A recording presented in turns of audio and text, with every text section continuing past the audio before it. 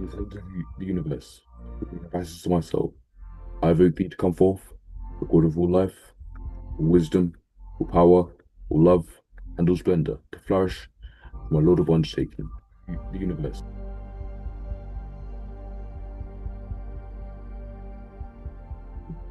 I am one of thee, O great spirit of spirits, because the fullness of you embodies my soul, which in power, love, and presence shine radiantly through me, guiding all my ways and divine ambitions to reveal the brightness of the day. Abiding in the center of you, most adorable God, my will and courage are energized by a dream of beauty and power. My words are filled with holy influence, as they give expression to all your divine attributes within me. In union with you, and your power works through me. Nothing, the entire universe, owes my good. All things work for fulfillment of my will.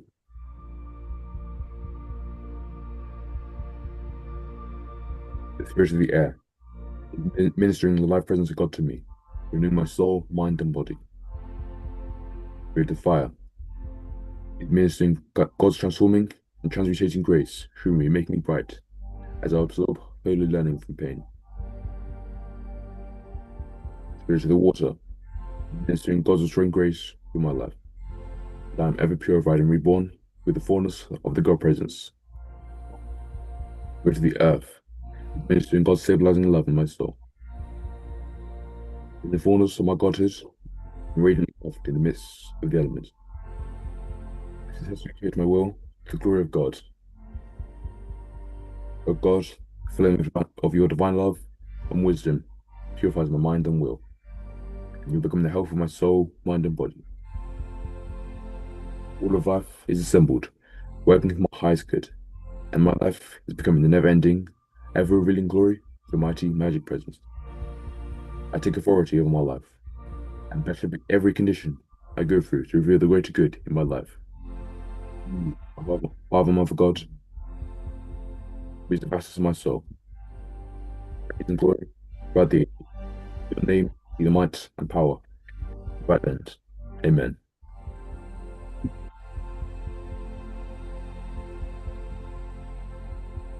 Amen. Welcome, beloved souls, into this sacred space of peace, purpose, and divine alignment.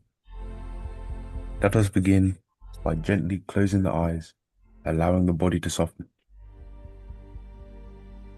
Take a deep breath in and slowly exhale. Again, inhale deeply and receive the breath of life. And exhale fully, releasing all tension and mental noise. With each breath, we are coming home to the stillness, the presence, the infinite now. We allow ourselves to drop from the mind into the heart space, becoming aware of the sacred presence that is always here. This is the presence of the pure spirit, divine intelligence, the infinite one, by whom whatever name you choose, God, source, or divine love. We are not seeking to become spiritual. We are remembering that we are spiritual beings having a human experience. And in this remembrance, we realign with the truth of our being, whole, worthy, empowered, connected. We are not here to get somewhere. We are here to let something emerge. So we open ourselves to divine download, to inner guidance, to truth that liberates. Right here and right now, we acknowledge that the one life, perfect, whole, and complete, is expressing through us, as us, in us. I speak this word of truth, knowing that the presence of spirit is alive in every individual in this space, online or in person. Each one is here by divine appointment, ready to be uplifted, expanded, and renewed. We release all thoughts of limitation, doubt, or fear. We affirm, I am receptive, I am available, I am aligned with the highest good. In the spirit of the divine entities bearing this work, we welcome transformation, not just for ourselves, but for the collective soul of humanity. We open this service with holy expectation that transformation is not only possible, it is inevitable when we surrender to divine will. Now, in the vibration of the sacred intention, we enter a moment of stillness.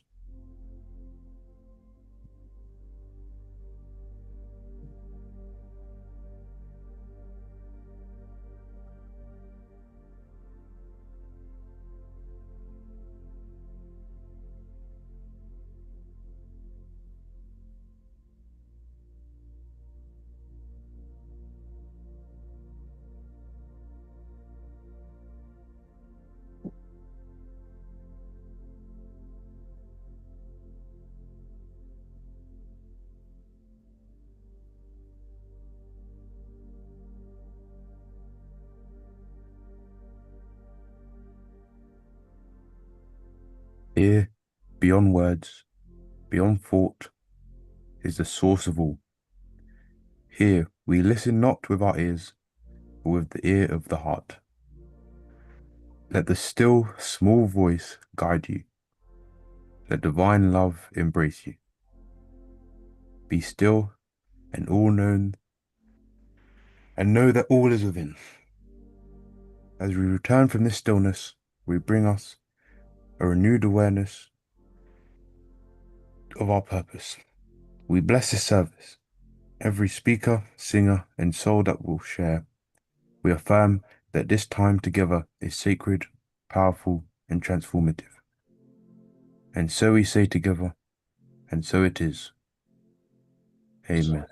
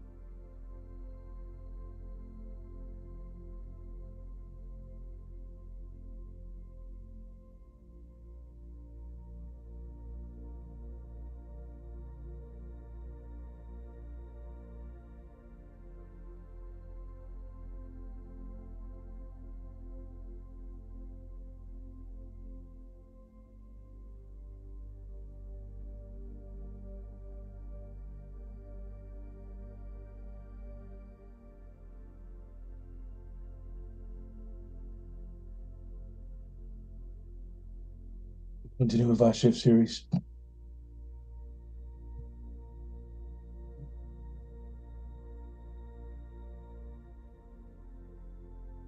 What if the world is not changing, but rather you are the one changing worlds?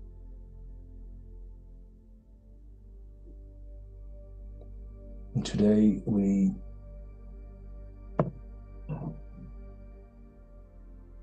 take a look at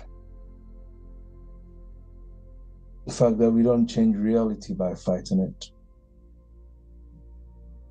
but we shift or move to new timeline. And that appears to be the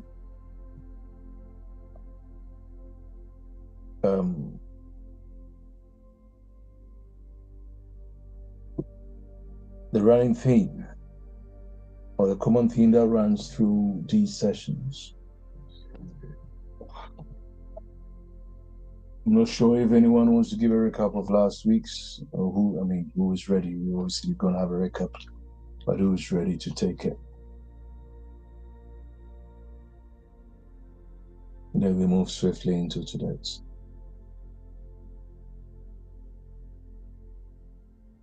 Who's taking it?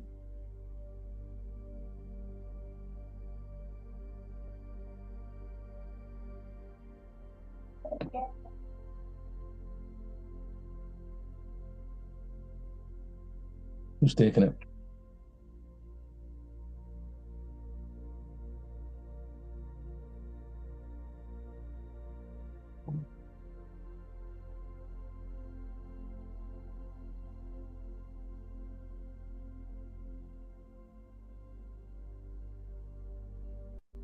Recap of last week's.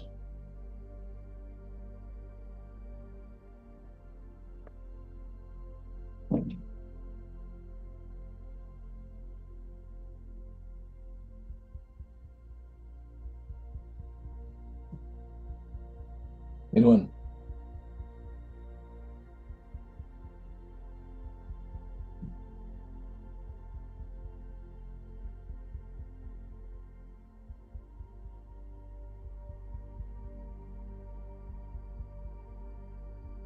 What do you remember from last week?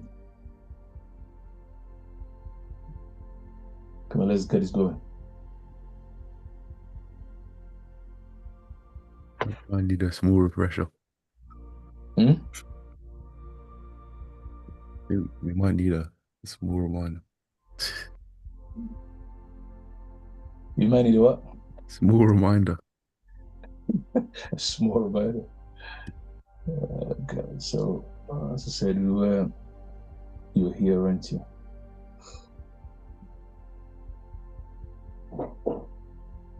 So we were looking at shifting timelines.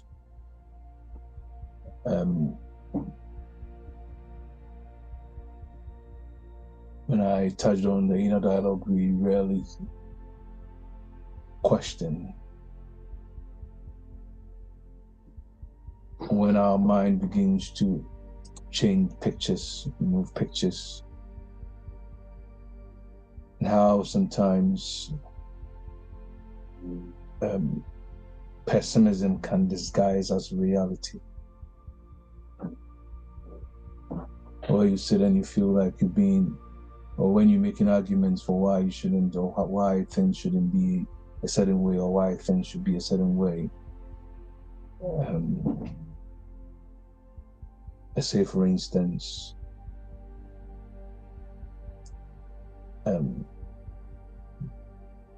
someone is exhibiting symptoms of, let's say, disease or an illness,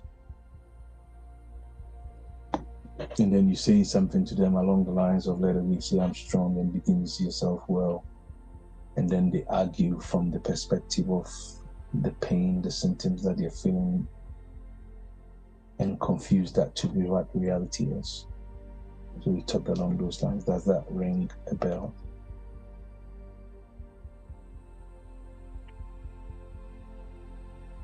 Yeah. Okay. So feel free. Now that your memory is jogged, what do you remember from that lesson?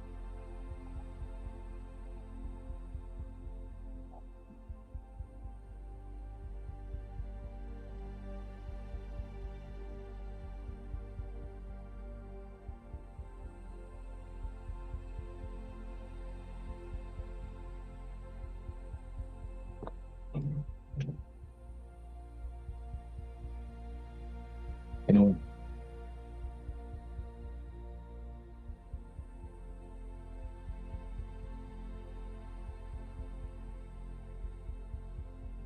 Should I repeat what I said what I said last week?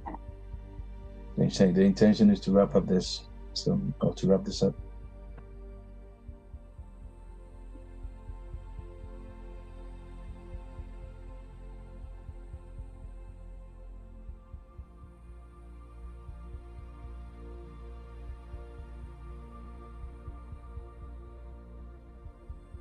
For you, what is the difference between pessimism and optimism? Oh, well, it's the opposite, isn't it? Because pessimism is thinking or expecting the worst, whereas optimism is always hoping and expecting the best to happen. Okay. So it's one better than the other. Yeah. What makes you say so? Or which would you deem better than the other, and what makes you say so?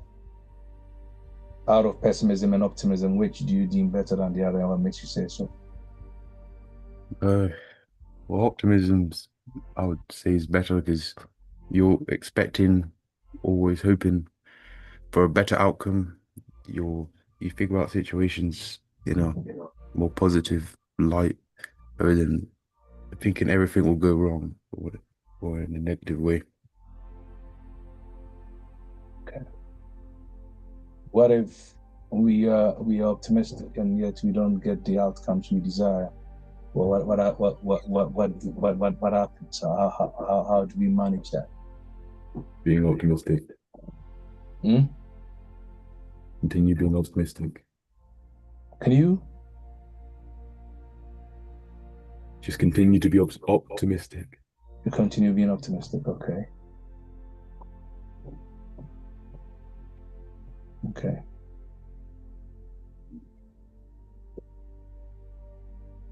Any more?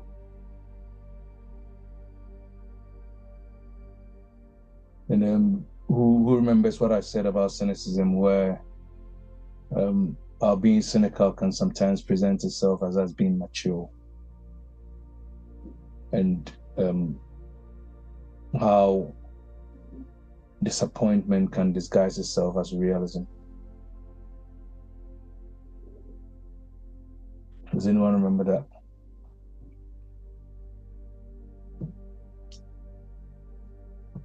And I recall that I said that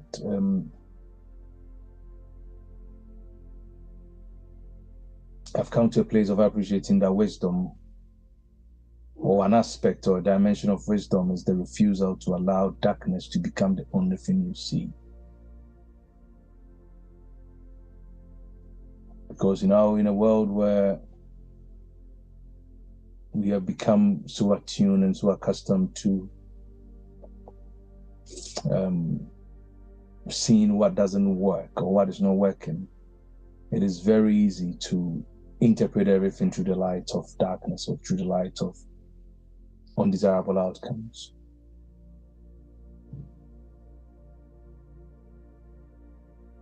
So, and that's where Lifelines come in, which is going to be our focus for today.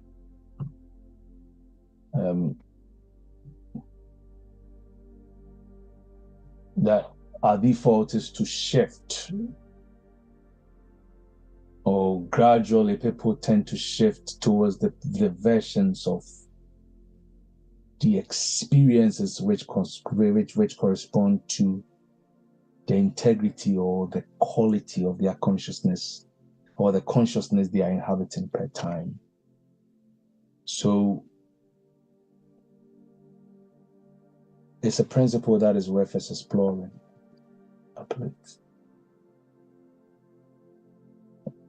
And that's why I say that what you inhabit repeatedly over time becomes normalcy.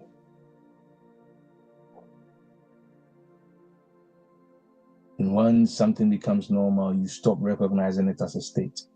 And that's why I brought in the example of my other background or my other setting, the orange line over my left shoulder, and even the background sound that we have is there all the time. So we even stop expecting it, we stop paying attention to it.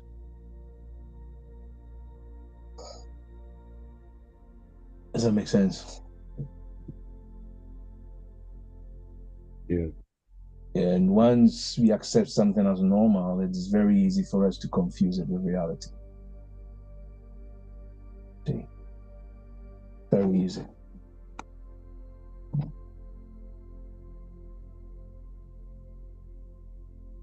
very easy to confuse it with reality. And I talk about one way I look at consciousness, where I see or I view consciousness as a house with many rooms.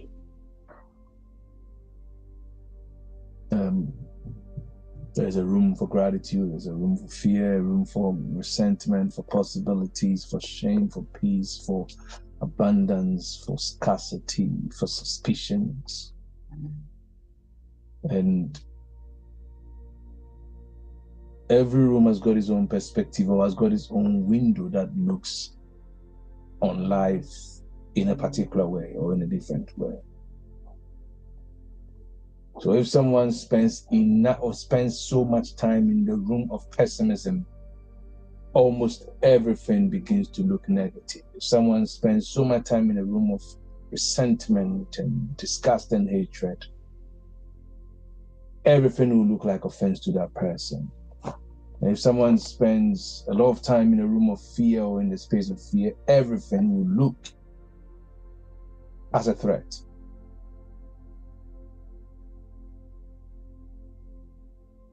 And if you spend so much time in a room of insufficiency and lack, then almost everything will look like something you do not have. See?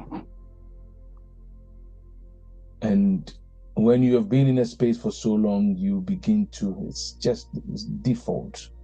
You begin to forget the space that we are in because it gets absorbed. It becomes part of our inner architecture. So we don't even realize it. And we are in it. It becomes normal. It becomes a form, it begins to form part of your identity.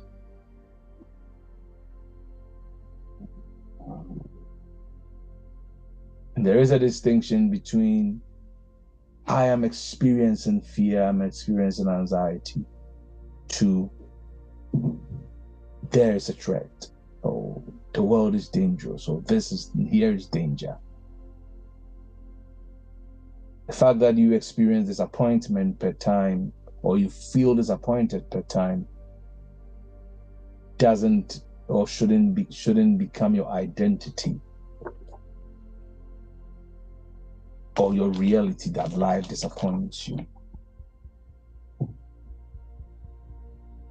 You might have financial struggles, but you don't pick on the identity of being poor or being broke.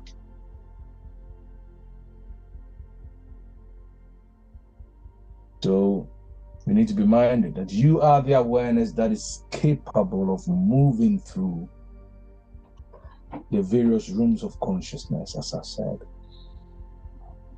And that for me is where the freedom lies.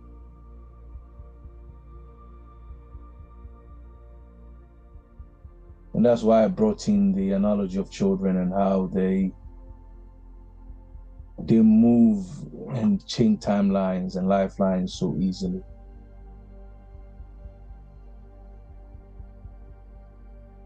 But as adults, a few things, a few occurrences arrive alone, and we decide to carry them into almost everything that happens subsequently. So we are consistently crowding our present moment with baggages, with ghosts. You see, that's what I'm talking about.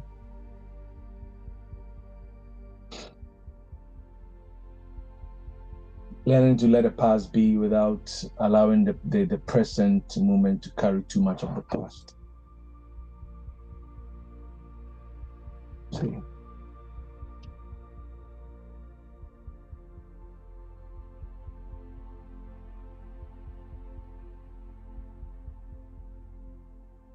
How many of us are used to being disappointed?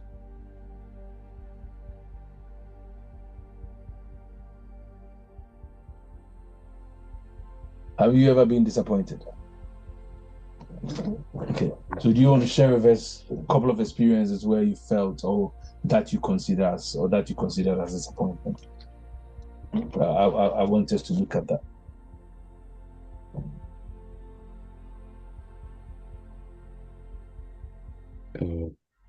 Yeah. An experience you've had which you considered a disappointment. I don't like always going back to school stuff, but the one time I got a free in what was meant to be my best subject, and I failed my best subject. That was a disappointment for me. Okay. So you felt disappointed. Okay. Samuel.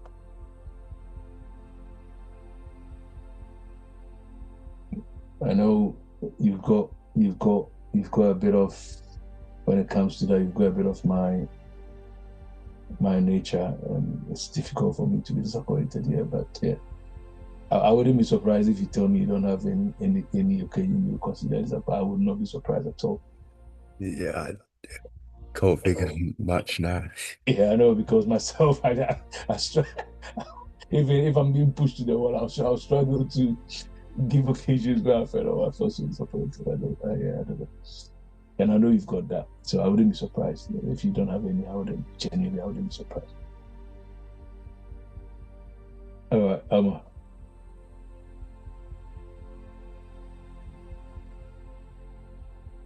I think disappointment, some maybe examples I'll have maybe in business where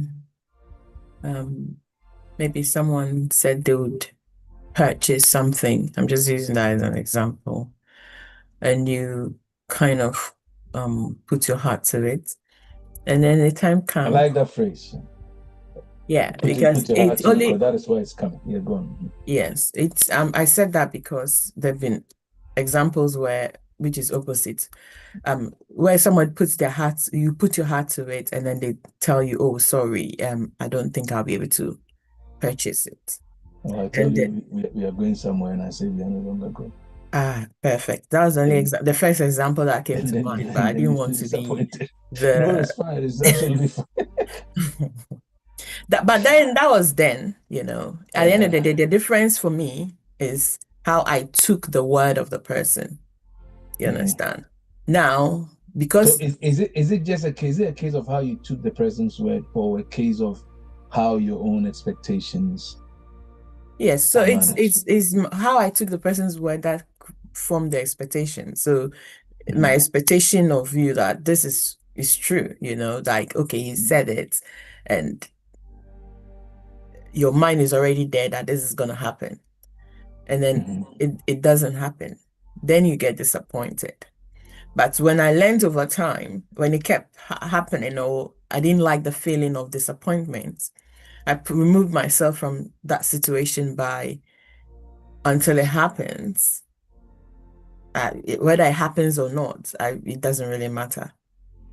Then it makes me feel better. So you can get to the point where, okay, you're no longer disappointed. Is that, doesn't really matter. And I think that's where Samuel is. Samuel, can you share with us how you think you perceive life that makes it difficult for you to feel disappointed? Not that it makes it difficult, but that makes you not become aware of disappointment.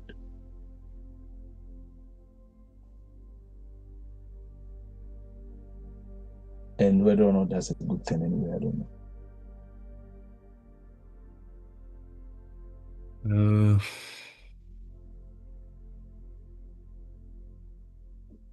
I guess I don't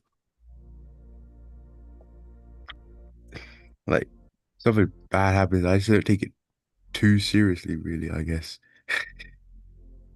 So I don't know if that's a good thing or not, but yeah, so just don't let it affect me too much. I never really feel disappointed about much. Or is it something you do consciously, or is something that has become part of you?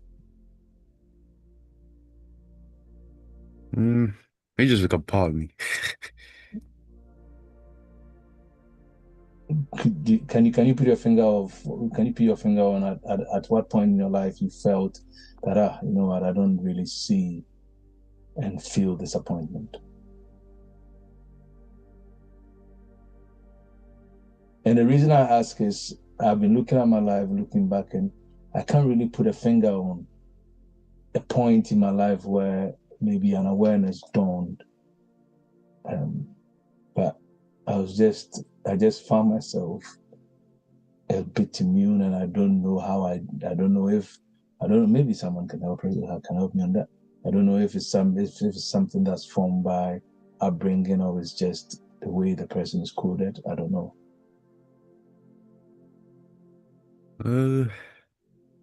It's saving like it's hard for me to think of an exact time when it started.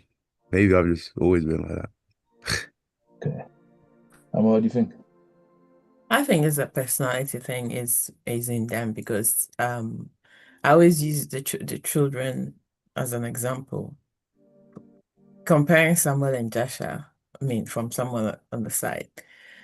If something happens, Joshua, this what will happen that Joshua will take it seriously and how intense he will see it. It's not the same way Samuel would say. Or you say, I always say this to him, maybe an expression, okay, or I say something. Samuel will see it as a joke, laugh, smile, just go.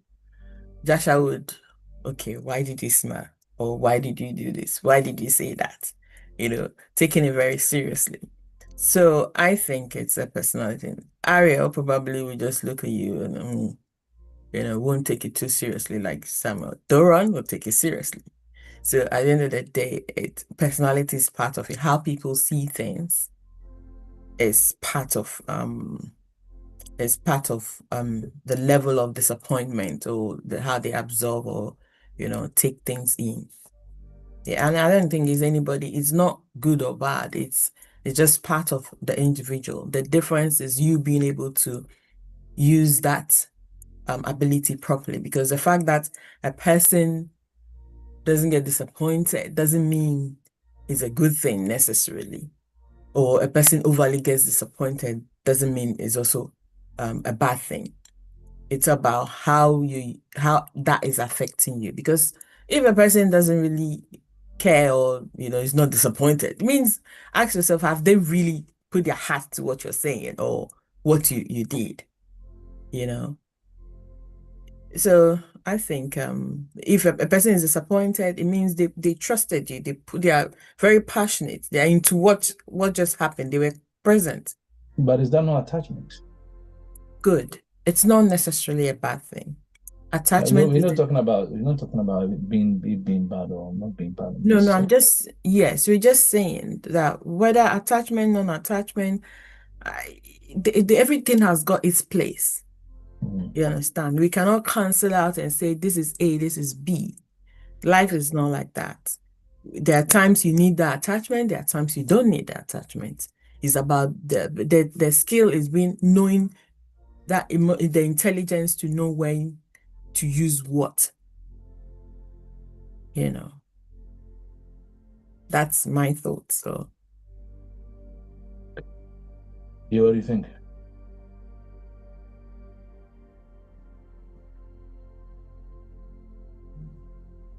Pardon? What do you think? What are your thoughts? Oh, mom said, oh, Yeah. No.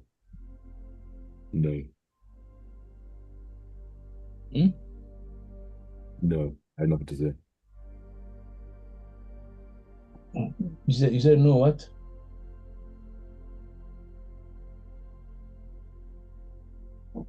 I'm not clear on what you're trying to say there.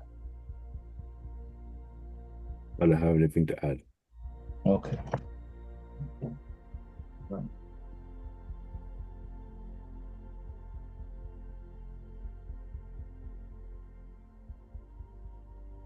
Because I believe that repeated dissatisfaction with life can gradually move us towards, let's just say, poorer quality of experience.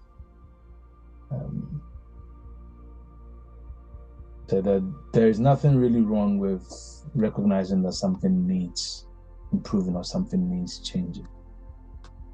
Because it will require a bit of healthy dissatisfaction to produce changes, to produce results.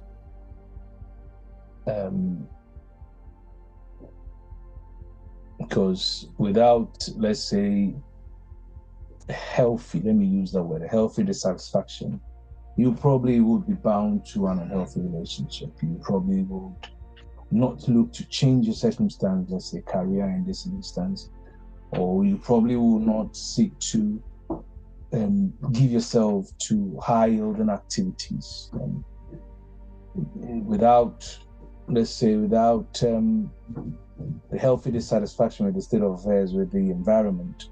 You wouldn't probably do anything about it and seek to, address gallantry and stuff like that. So without it, we wouldn't be positioned to build anything better. As I said, so the intention is not to train yourself to find disappointment or train yourself to find dissatisfaction, but allow spirit to do itself through us per time, through every situation, through every circumstance. And what do I mean by that? Let's say when you think that someone is always annoying in the way they deal with you, in the way they interact with you, you begin to find evidence of annoyance in everything they do and everything they say. True or true?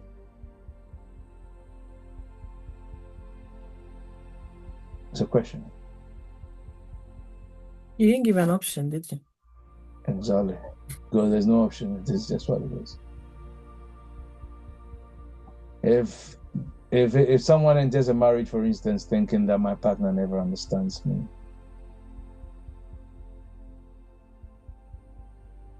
almost every imperfect word they say, or almost every undesirable word they say, will manifest as a proof of that mindset or of that thought. It's an observation I've made.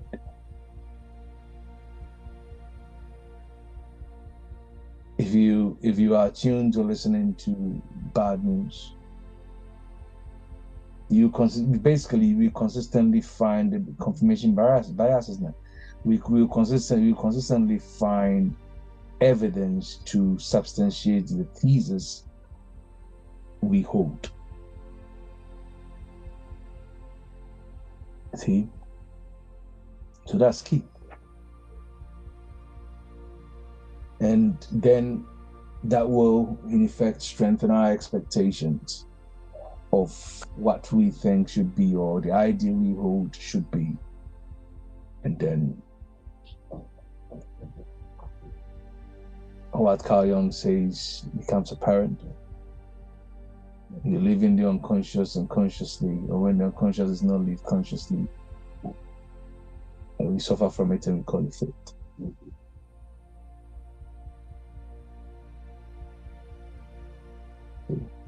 So a lot of people have been imprisoned by how they have arranged the facts of life in a very incomplete and inconsistent manner. And I find these evidences around me all the time in my experiences with people.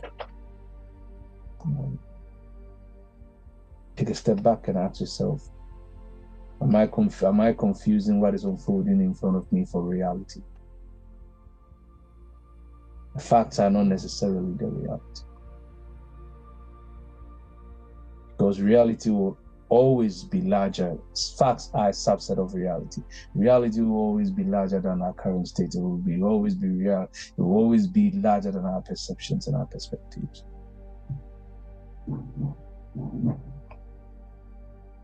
See?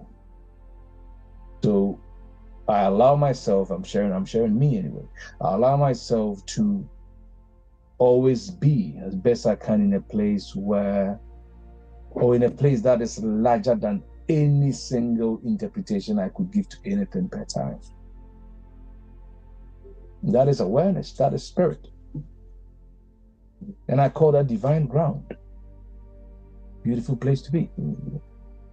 If you want to call it Christ consciousness, you're welcome to. But what is important is the recognition that whatever is coming through per time, what awareness do I hold that is bigger than this perspective that I'm holding per time? What awareness do I hold that is bigger than how I'm perceiving or how I'm seeing or how I'm interpreting this per time? If you don't allow yourself that benefit, you will be trapped in your own perceptions and you're going to make mountains out of molehills all the time.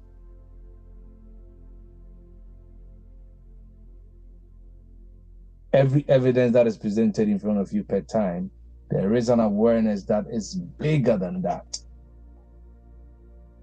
Place yourself in that space. Place yourself in that field.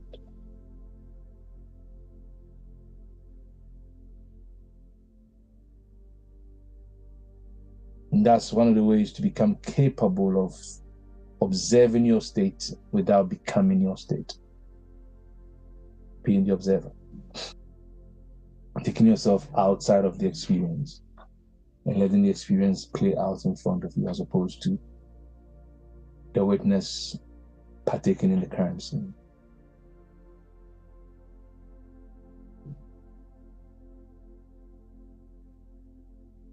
See how you can at one point feel, I don't know if that's happened to you before, when you're having like inner dialogues and you hear something like, everything is going wrong. And then you pause and ask yourself, is everything really going wrong?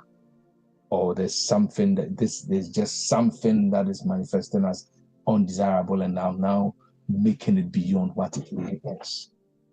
That is the case 100% of the time. Whatever experience we are having is a subset. The facts in front of you, the evidence in front of you will always remain a subset of the bigger picture. It will always remain a subset of an expanse of awareness.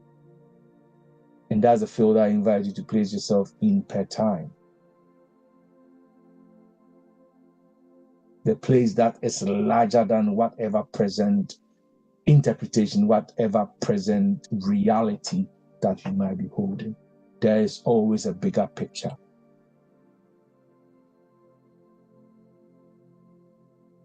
That's what that's what makes relevant what the poet Rumi says. Beyond the space of right and wrong, there's a field. I will meet you there.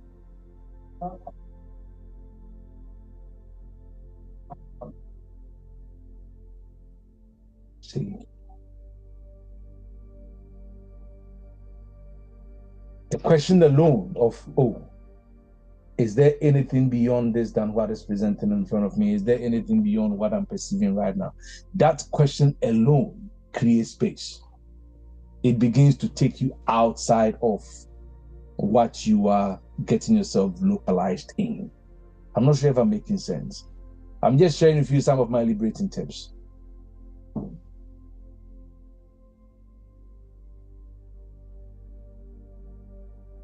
Every time your energies are getting so worked up about something, it's because you have overly localized it. And you are not placing it within the space of awareness. You're not placing it within the expansive and the infinite field of consciousness. You're getting too fixated. How can you say your whole life is falling apart because you have backache? Or because you have cancer of one part of your body?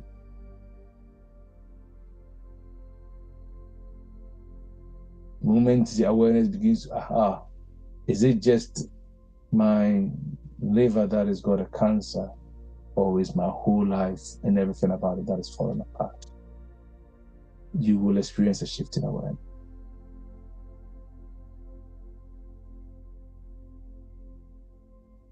Can I say this before you go deep into what you're sharing? And then what I'll share will not look too irrelevant to what we're sharing. No, go on, I'm listening. You know when you said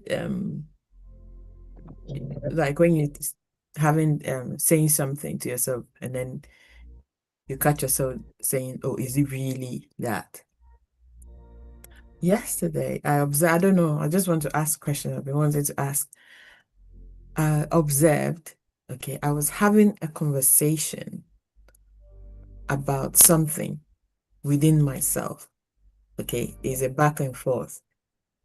And then within me, I was singing a song at the same time. So I was just asking that how many voices are really in there? Thousands.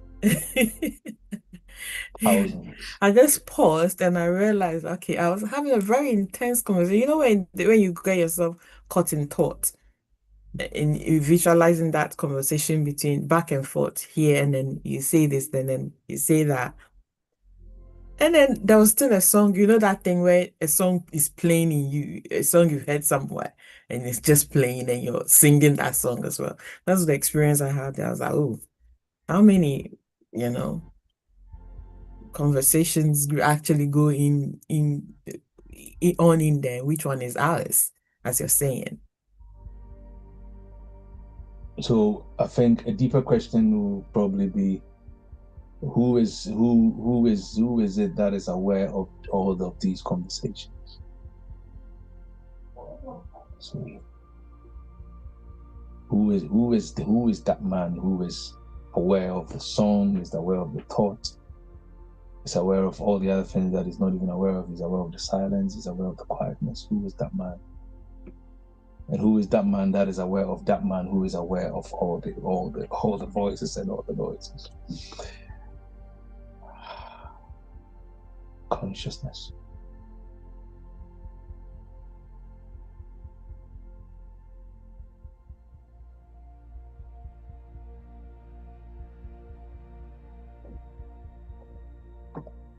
See, the awakened consciousness is not arguing. Where you find your true voice is the voice that doesn't contradict, the voice that doesn't find counter arguments, the voice that just sits and goes, oh yeah, what a joke. Let's see. And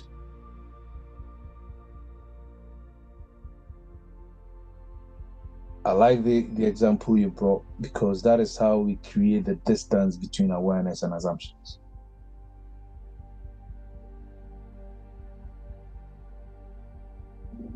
That is sacred.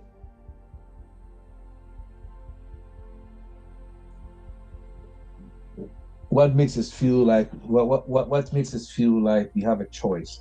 What makes us feel like we're choosing between voices? We're choosing between experiences. It's distance.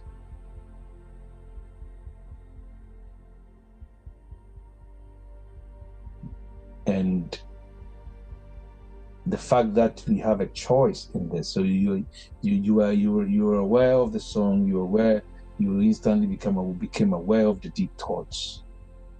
And that is the beauty of it. That is the sacredness of it, because the fact that we have a choice to hover the lifelines of awareness is an indication that you are not entirely trapped inside the state.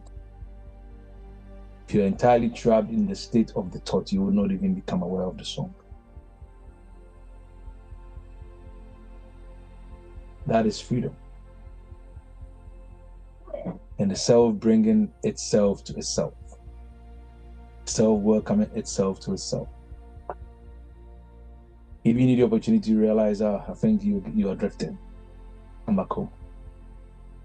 See, there are other things happening here. Why are you getting too drawn into this? Get outside of the box.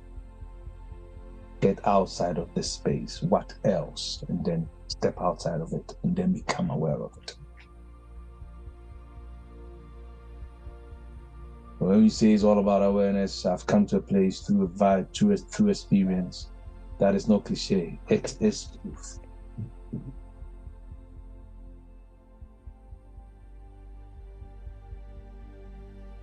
And that brings to mind the old, I was thinking about it this morning, the old spiritual principle of the mirror.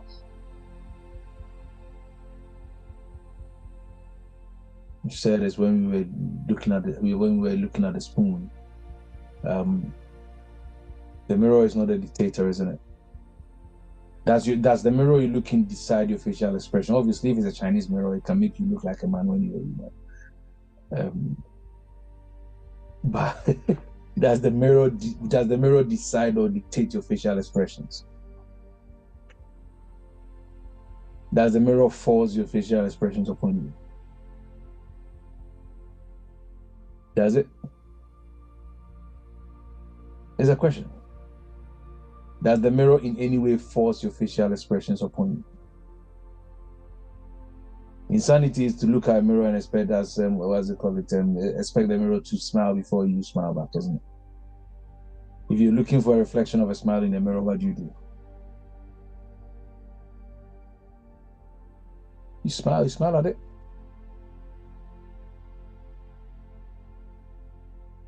But the truth is also, you see, and I love this space for one thing. Sometimes when we feel like we've nailed the principle opens us up to what we might have not considered. Which is this. Is everything that happens to us a simple reflection of our thoughts? Is it that simple? That everything that happens to us is a reflection of our thoughts? The mirror principle is powerful, but the question I'm asking as a result of this is everything that happens to us a simple reflection of our thought? What's making it tricky for me to answer this question is the word simple. I don't understand what the simple is doing. As in, so always everything that happens is as a result, it's a reflection, it's a sharp reflection, a direct reflection of our thoughts. Are there other factors that dictate happenings in our life than just our thoughts? Mr. Osebun's is saying already, okay, I like that. Yeah, I do agree with him. It's not just why? What makes you agree? Yeah, I agree with him because it's not enough to, oh, I've thought this and then it happens. No. If not, we'll probably be dead or things will be flying over the place, hitting us left, right, center. Yeah. Other people's thoughts also has an effect, external factors has also other people's thoughts also has an effect. I think the stronger thoughts has an effect. It's a bit dicey, in the sense that there is also that mess is not, especially when it comes to negative. Negative thought doesn't travel as far as compared to positive. That is an experiment that's been done. It's just when there's something is you're thinking negative or wishing, it's just around your own bubble. It doesn't travel. But when it's a positive thought, instantly it travels miles. So, the other people's factor, for instance, if someone says if you don't control your time, somebody else will help you control it. True, it's not just you. We live in a web. We live in a chain where other factors plays in life. Nature also plays a role in it. Nature plays a role in what we do. So if I choose to, okay, today we are going to the park to enjoy ourselves. If nature decides that I'm going to rain, you're not going anywhere. You will not go in the rain. I don't know if you get what I'm trying to say. So no, you can still, unless you also choose, okay, there's fun available in the rain as well. I'll go and have the fun as well. No, the point, that's fine. But what I'm trying to say, okay, we are going in to the park to enjoy the sun. Okay, so and the sun, we want to go and enjoy. I want to go in the garden and enjoy the rain. If the rain doesn't, if the rain doesn't fall, you're not going to go there and enjoy the rain. If it's not sunny, you're not going to enjoy the sun, isn't it? So it's just your thoughts alone. Everything, there's quite a lot of things that factors as well. Mm. Mm. But your thoughts plays a part. Is how, if your thought is so strong and powerful, what you want happens. So we will come to that maybe at a later Yeah. point. What So defines a strong and a powerful thought? I mean, and what defines the degree and the intense of power? Who determines the degree or the extent and no, let's not play the word. Let's not. Oh no!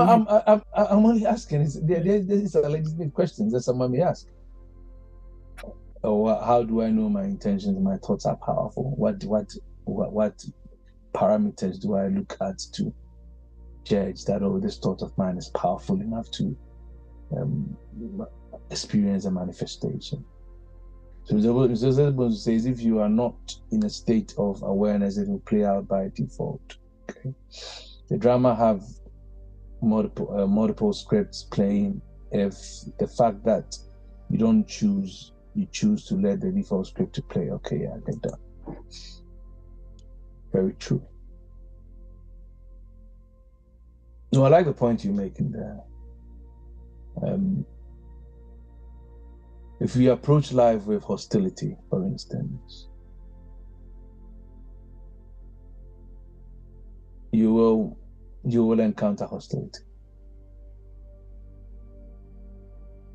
If you approach relationships expecting betrayal, you may behave in ways that makes intimacy difficult, because that is what is locked, or that is what your reality is locked to, or the dial, the frequency your reality is locked to.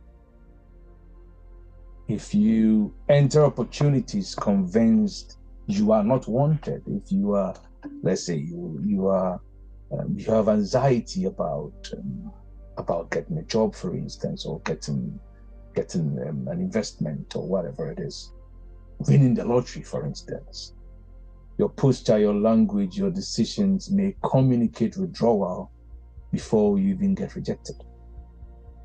You will talk yourself out of it.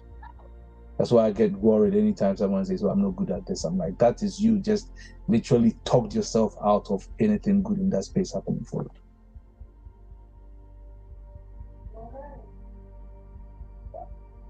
You see? And if you believe that people don't like you, if you believe you're not likable, if you believe that people are always judging you, every expression becomes evidence of it.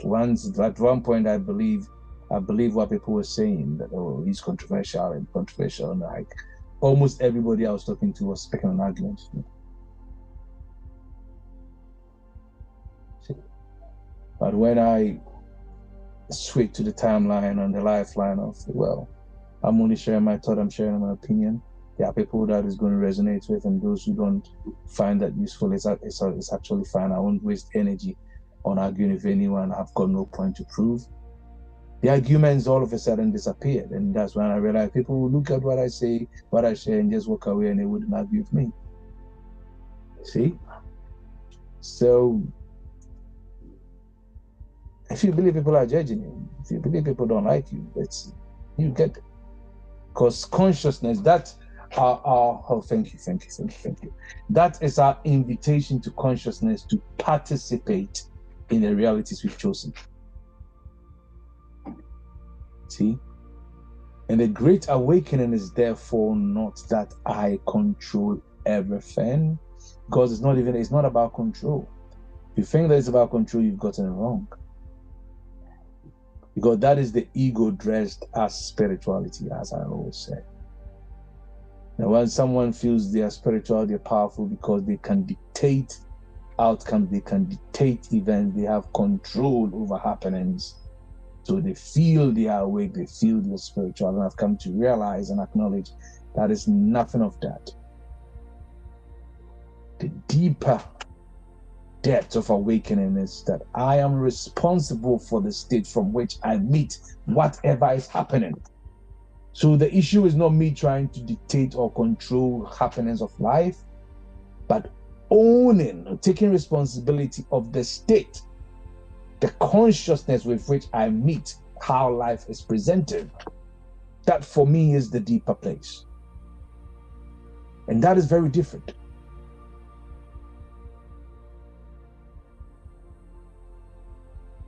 And the definition of, I came a few years ago, I came to love the definition of responsibility. This is how I break it down. Your ability to respond. Responsibility. Your ability to respond. The capacity you have and hold to choose your relationship to whatever experience life is presenting per time. That is key, and that is the difference. That for me is what defines power without force that we've been talking about, the sacred flow.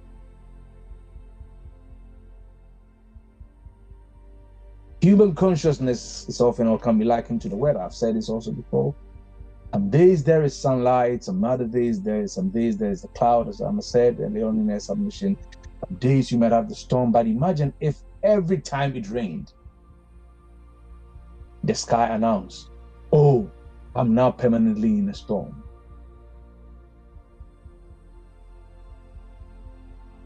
And that's what the human mind by default does.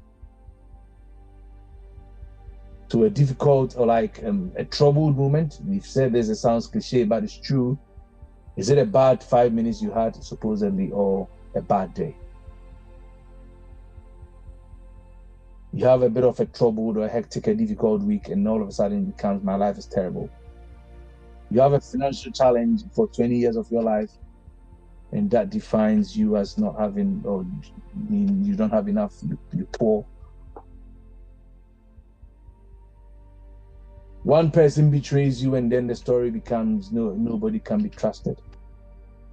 Someone exhibits mistrust in one area, on one aspect where you expect them, and all of a sudden that person, that's something I dwell on a lot of times because I've seen so many evidences around me. But let's say the fact that someone might not be, in quote, trustworthy in the area of their finances does not mean that they cannot be trusted to be there for you when you most need them. I've given examples to this. Someone, I learned this, my friend. Sorry, he taught me a lot. He's someone who can look you in the eye and just swindle you. But I guarantee if I find myself in trouble anywhere and I reach out to him, he will do the best he can to be there for me. I can trust him in that space. So I won't naively say that he's not trustworthy. It's not true.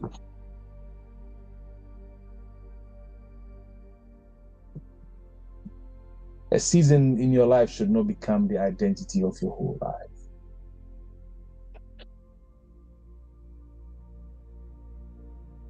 Be the sky, remain the sky.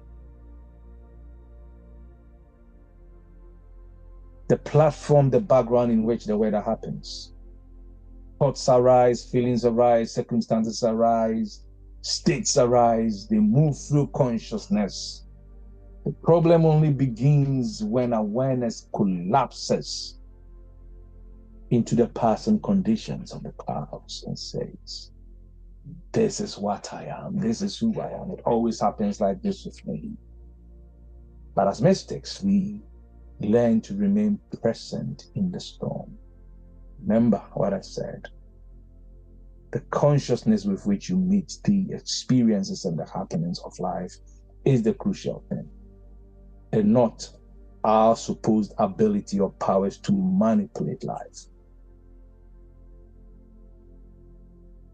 This is not because the storm is not real, but it's because the storm or the nature of the cloud that appears per time does not define the totality of the sky. There's no other way. It makes too much sense to me to not understand it.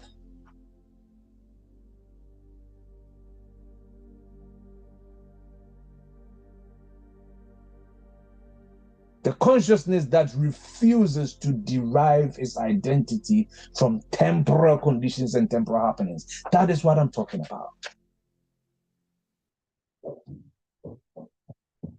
So on the outside, they can be saying, they can appear that you are failing, but a deeper consciousness says, Premium, this is an experience. All your videos and music ad-free.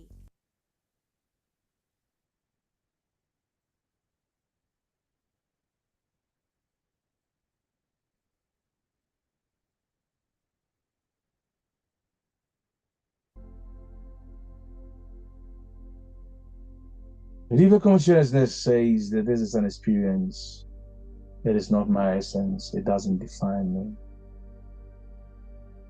See, you may feel disappointed, but it's not who you are.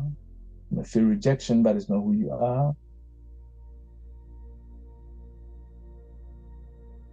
You might even feel uncertain at some point. But deeper consciousness says uncertainty is present here now. The presence remains. What consciousness do I bring to it? And let's not confuse this with positive thinking. This is grounding. Ontological stability.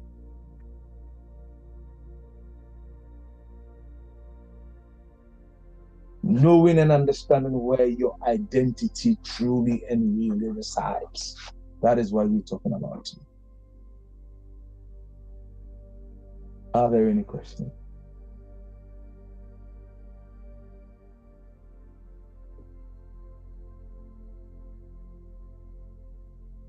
What's a wrap up?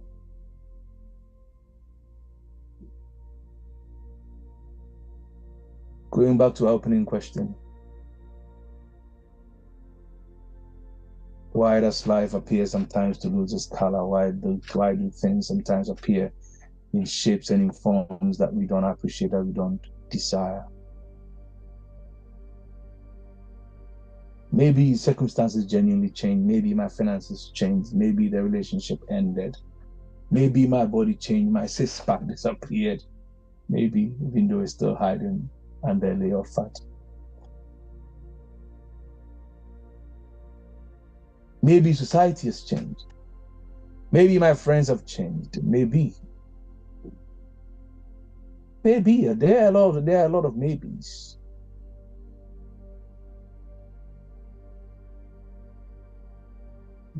We are not called to romanticize the past and deny the present. That's not what this is about.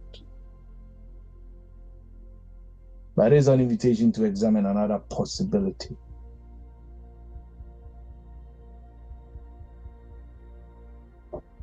Perhaps over time you became more guarded, you became more critical, you became more expectant of disappointment, for instance. You became preoccupied with what is missing, what is not there, what is not available. Your preoccupation had been with what happened that you didn't like. You became less available to surprise. This morning we were having a chat and Joshua brought that in about the spontaneity of life.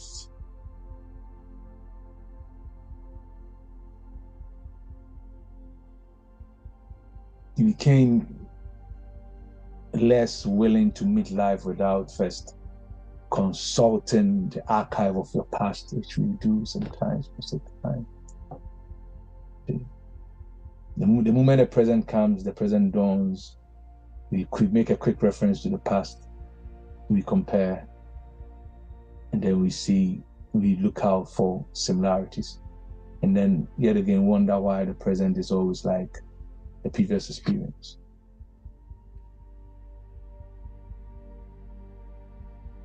Maybe you can never get back the old.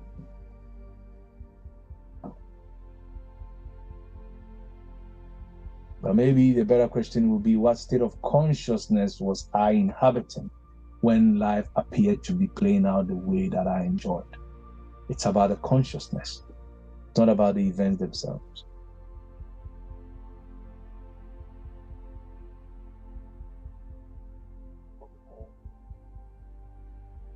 How curious were you? How open were you? How expectant? How present? Your state of wonder. The place where you were less, you were drawing from less comparisons. The state where you were less judgmental. The place where you had less addictions to the accumulated history that you have.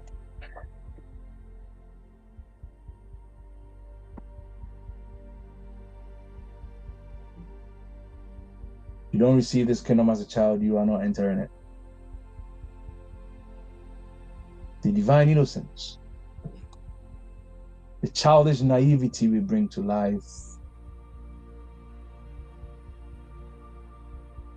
Sometimes we confuse the clutter we put in our experiences for awakening.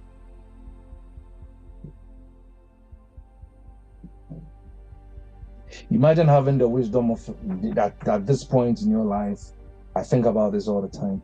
Imagine me knowing what I know now, the wisdom that I believe I have now, without any burden of cynicism, without any burden of judgment, without any burden of undue criticism. How does it feel like? It's one of my meditations. When you can truly discern without suspicion. When memory doesn't become your imprisonment. When you can develop and grow in knowledge without losing the wonder and the inspiring attributes of new wisdom that is coming in. And that, for me, is the summation of my evolution. And I've understood and accepted that I do not need another world. I don't need the world to be any different. I need me to see it differently. Many of us are waiting for circumstances to change before we allow ourselves to live differently. So maybe when the economy improves, when my children are finally settled, when I get that new job, when this court case ends, when I have a bit more money, when I change partners, when I get a new wife, maybe when my health improves, when my workload reduces, maybe I could go to the gym more. When life becomes less complicated, then I'll have more peace, then I'll have more sanity, then I'll have more space, then I will feel more alive, then I'll become more of myself again.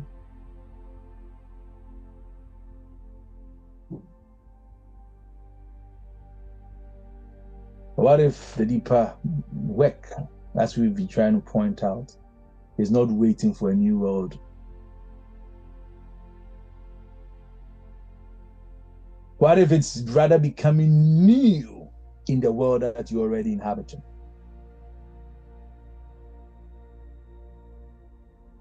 Because the strange thing about consciousness I find is this. When the inner state changes, things that were present all along that we have not seen, all of a sudden become visible. You begin to realize, you begin to notice your support system. You begin to see opportunities which you have previously ignored and not looked out for. You begin to hear a different meaning in the same conversation. You begin to hear different notes in the same song you've listened to over and again. You begin to make decisions differently. You stop feeding conflict. You walk into a new room. Thinking back to the analogy of consciousness being a house, a big house with different rooms. And you carry yourself differently. And because of this different person, the different you that you become, the world begins responding to a person who was not previously there. The same name, the same body, the same you, but just a different state. That for me is the deepest shift. That is what all of this is about for me.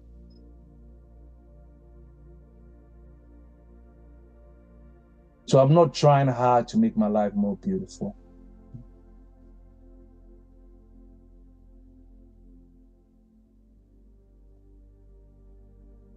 But rather, I'm becoming conscious of the state from which I am deciding whether this life of mine is beautiful.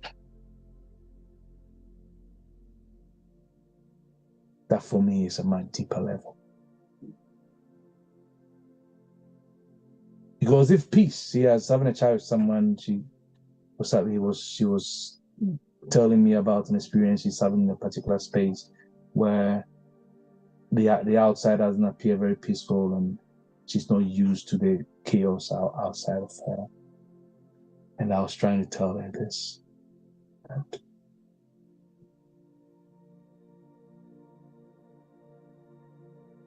Become conscious of the state from which you are deciding whether this is peaceful or not. Because if peace depends entirely upon the world becoming peaceful, you have surrendered consciousness to circumstance. You bring the peace in you to the cacophony on the outside. You're not living from reaction space.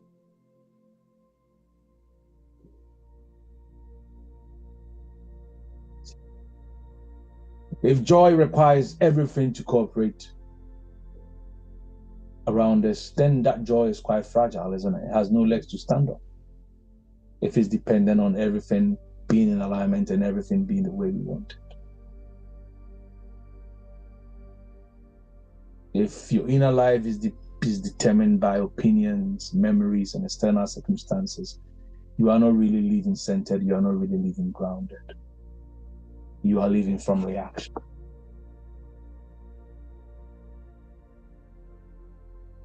The sacred flow begins when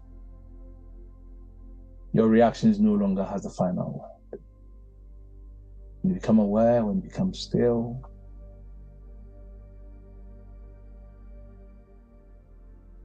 and notice what the mind is declaring per time. You notice how the clouds are moving in the space of the sky per time.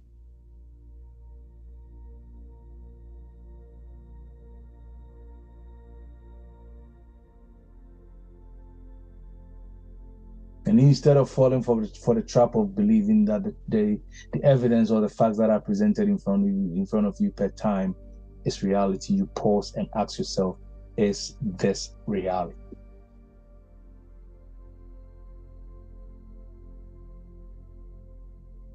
Or simply, is this the world that is being produced by the state I am currently inhabiting? This question I ask myself on a daily basis, not once, not twice, a lot of times throughout my days. It's similar to the question that I asked Richard Joshua was telling me he's picked up as well. Is this the best use of my time right now? I ask myself that question every single time. That is life-changing for me.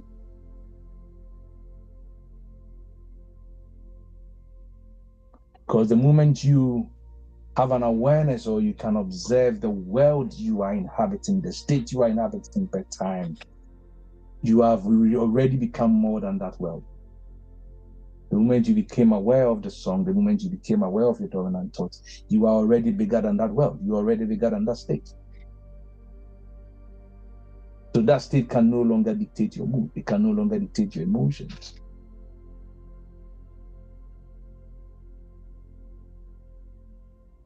Because the one who sees and is aware of the state cannot be trapped in it. The one who notices the fear is bigger than the fear. The one who notices the resentment is bigger than the resentment. The one who notices or becomes aware of the scarcity is bigger than the scarcity.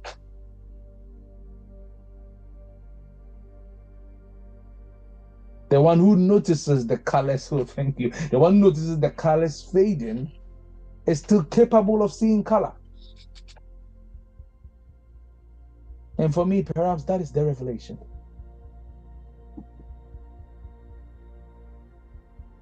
That we aren't losing divine presence, we aren't losing life. You aren't losing the sacredness of existence.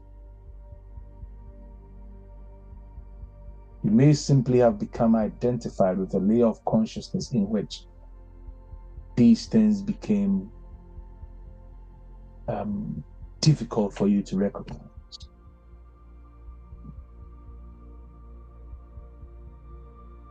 Right now, if I'm in a room with dark blinds, it doesn't mean the sun has disappeared outside. The sun is there. I've just closed the curtains and I've just shut myself in. And if that is true, then the great work is not to manufacture another sun inside the space, but it's just to become conscious enough to open the curtains.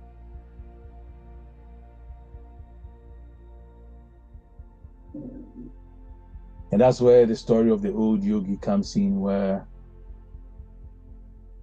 the man who's lost the coin on the inside, rather than turning on the lights within, goes outside because there's light outside, and starts looking for what is lost outside, because he can't be conscious or made aware of how to turn on the light within, and going out there because there's light out there to look for something that was lost in there.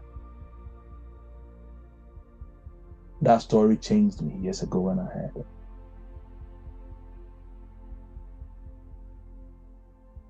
So it's true, there's a world that you could have inhabited yesterday. A world that is assembled by our memories, by our disappointments, our rejections, our expectations, our repetitions. And there is yet another world that becomes available whenever consciousness becomes present. It's not another planet, it's not another fantasy, it's not you denying, but it's a different relationship with what is. The consciousness that is charged with present.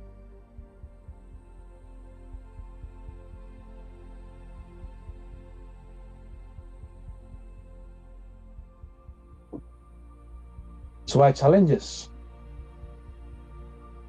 that from today, do not rush to change everything outside of you. First, notice the world which you are looking for. The language you repeatedly use, what you say when you talk to yourself. Notice what you expect before anything happens. What your attention automatically or by default searches for. Notice the areas in your life where yesterday appears to keep interpreting today.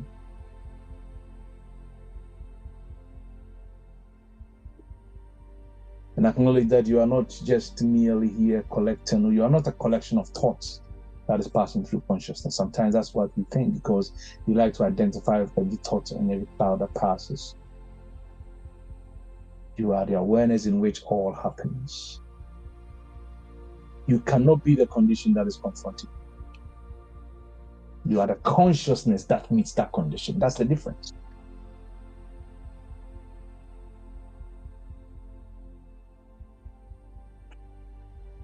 The same token, you cannot become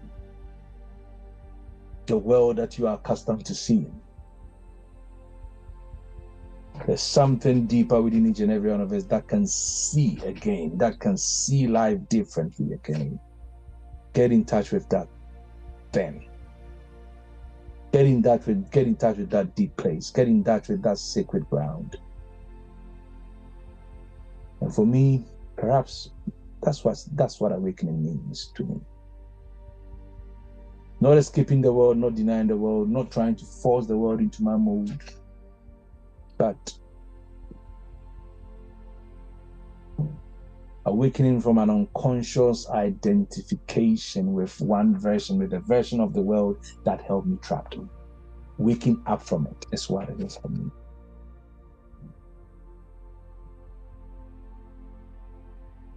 When people talk about how bad the world is and how racist people are and all of that, I've come to a place now that I've stopped immediately arguing. I just become still and ask myself, which world am I looking from? And sadly, when you are not looking at things from the world that another presents, and if they are sleeping, they will find you some way. They will find you controversial. They will find you weird. They will feel that you are rather the one who is asleep.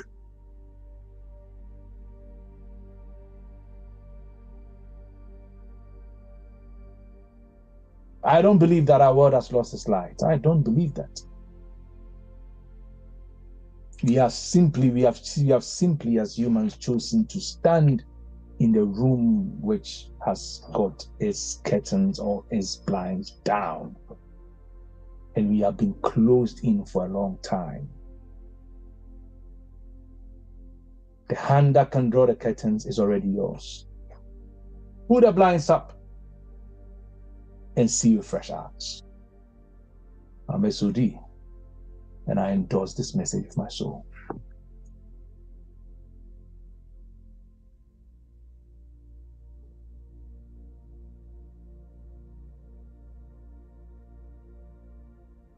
I'm done.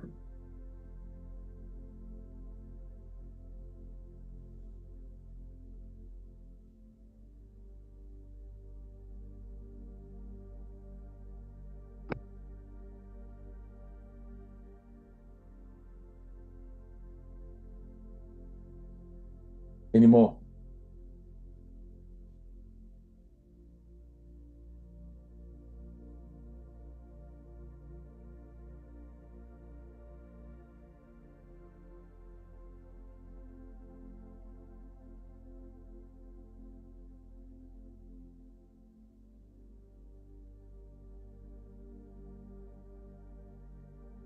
In the absence of any such, Amma, would you want to pray first?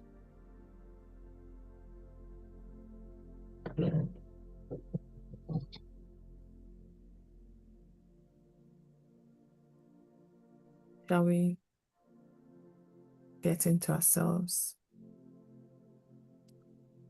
Father, we just want to say thank you. Thank you for life. Thank you for wisdom. Thank you for the knowledge, understanding, and the evolution that we are constantly experiencing every day. We thank you for the earth that you've given to us, the experience that we are having, the growth within us, in our minds, in our thoughts. Thank you for the life of every child, all the children that you've blessed us with in this ministry, and the life of every child listening to us, every family, parents listening to us. We thank you that even as they grow, they are here for a purpose, they are here for a reason. We thank you that they constantly and continuously find their purpose, find their reason. They are evolving and not being oppressed into a destiny that is not theirs. We thank you for this week.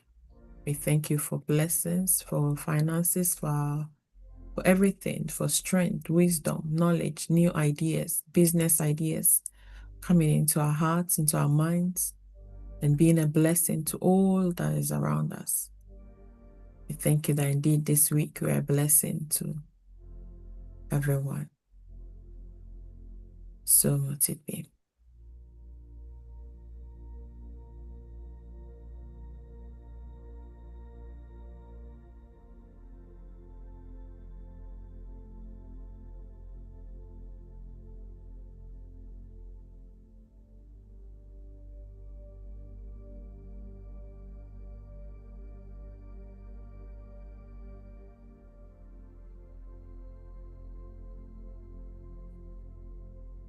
And as we maintain the flow of the sacred flow, we release every barrier we have placed before love.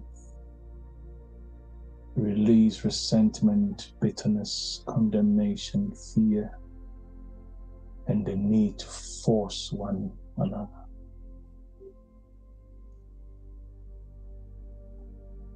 The need to force a person or life itself to satisfy us.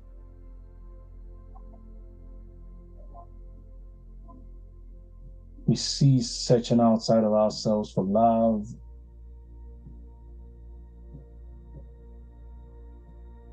Because the love that is infinite has already been planted within us. The love of God is shed abroad in our hearts by the Spirit that we are. Perfect love is eternally within us. In the eternal now, and the eternal future. We give it permission to think through our minds, to look through our eyes, to speak through our words, and to meet every person through our presence. Where fear once gave interpretation, love now sees. Where hurt once reacted, love now responds. Where the personal will struggled, we surrender to the perfect self within. Go therefore without grasping. Love and allow yourself to be loved. Bless without cursing in your consciousness. Lower the barriers and let the infinite good within you find its ultimate expression. Perfect love goes before us because perfect love lives within us. And we release one another in that love, in that same energy that binds the all. And so it is. Ashe. Amen. Shalom. Life as each and every one of us. Bye-bye.